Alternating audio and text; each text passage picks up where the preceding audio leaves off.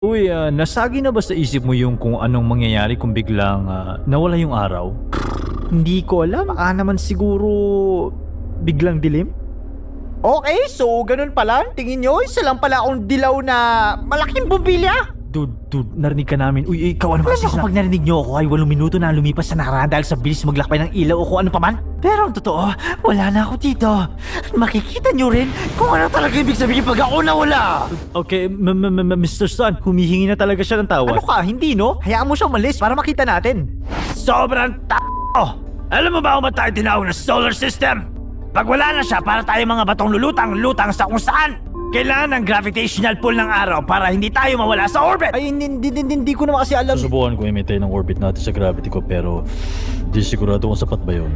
Akala ko yung mabaliw na earthlings mo ang papatay sa atin, pero yung pala. Okay, patawad na Mr. Sun. Sorry na, basta diyan ka lang.